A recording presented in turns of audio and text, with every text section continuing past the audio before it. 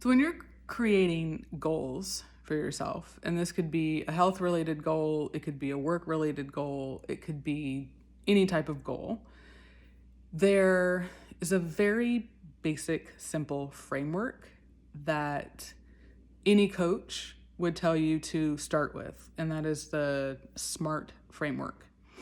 So I just want to go through what that means and how it can be helpful, because I know I've said when you're creating a goal, when you're trying to start something new, you need to be clear and you need to know why you're doing something. Your why is very important. I know I've talked about that, but it's very important because things are going to come up. You're going to want to stray from your plan, and remembering your why is going to help you stay on track. But that's another topic. So the SMART framework is, like I said, it's very basic. You can find it anywhere, but most coaches are going to start with a SMART framework when you create a goal or when you say you're interested in goal setting. So it's just SMART. There are variations for what can come after the T, but we'll just focus on the basic word for now. So the S stands for specific. So I know I've talked before about clarity and how having clarity in your goal is first and foremost, like that is number one key to just understanding what you say you want. When you say you want to do something, whether it's new or modify something, what is it specifically? Is it losing 15 pounds so you can feel better in your clothes? Is it, in introducing resistance training into your workout routine because you want to increase your strength to reduce fall risk, or be able to get up from the floor or get on the floor so you can play with your kids and just feel safe in your body? Like, what specifically are you achieving to do? Like, what is the goal? Specifically, what are you doing? Or I want to, increase my 1 rep max for bench press by 20% in the next 6 months. Like, specific, what are you doing? So that's the S. The M is measurable. Is it measurable? How are you going to measure it? The how you're going to measure it is very, very important, because how do you know you've achieved your goal? Like, how do you define success? If it isn't measurable, yeah, you can say, oh, I know I'll feel better, or I'll lose weight and, I'll look at myself in the mirror. But measuring your goal, what does success look like, and how are you measuring progress along the way? So if it's for weight, is it weekly weigh-ins? Is it, a fitness tracker? What is it? Attainable. That's the A. Attainable is key as well, as all of these are. But attainable. If you're saying, I want to lose 15 pounds, and you've never lifted a weight, you've never gone to the gym, you've never done a physical activity program, you've never, then is that attainable? Could be, could not be. I don't know. You may have had a major life change, and then all of a sudden, everything needs to shift. I totally understand that. So is it attainable? How are you going to change your life? How much are you going to change your life to create a new lifestyle, to create new habits, to achieve this goal?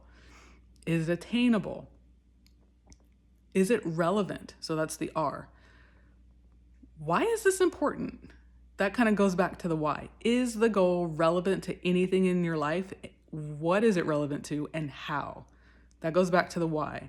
But what about this goal is relevant for you, your life, anything that you want to achieve right now? If it's health reasons, great. If it's family reasons, great. If it's personal, just I want to try and see if I can do something new reasons, that's great too. But be honest and be specific with the realistic and relevant. Got to be realistic, got to be relevant, got to be honest about those two things. And T, is it time bound? So I just keep saying weight loss. I keep just saying 15 pounds. So if you're saying I want to lose 15 pounds in a month, that's time bound. 1 month is a time frame. Realistic, probably not so realistic. Depends on who you are, what your situation is, what your workout and diet and rest plan is.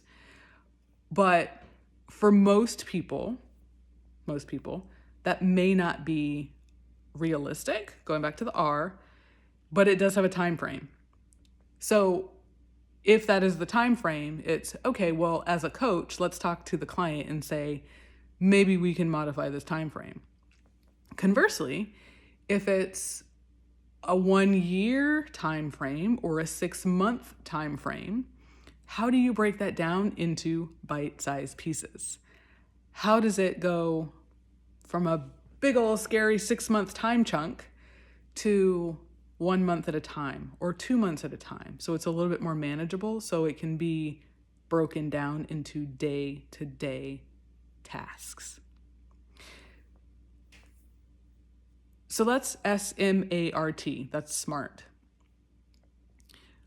I personally like the addition of a couple of other letters. I've seen an additional S added to the end, so smarts plural. The S would be, is it self-determined? So S is self-determined by the client. Goals are great, but if you yourself don't agree to them, the person who has to execute the plan and actually live the execution of the plan, if you didn't choose it, if you didn't agree to it, it's not likely to happen. It's not likely to be successful. So making sure that you are the one that's actually setting the goal and signing off on the ins and outs of what's going to happen, because you are the one that's going to have to execute and live through the hard times. The who signed up for this moments, why did I sign up for this moments, you're the one that's going to have to live through those. So making sure it's self-determined is very, very, very important. Another one that I personally like to add is E. So sometimes I say a SMART E framework. And the E would stand for emotion. I like people to get in touch with the emotions that they think they are going to feel when they achieve their goal. Get in touch with those things right now. How are you going to feel? How do you think you're going to feel when you achieve that goal? Get in touch with that and write that down. Be very aware of that right now. Because as you progress along your plan, you're going to want to tap into those feelings and remember, yes, this is what I'm aiming for. This is what I'm working towards.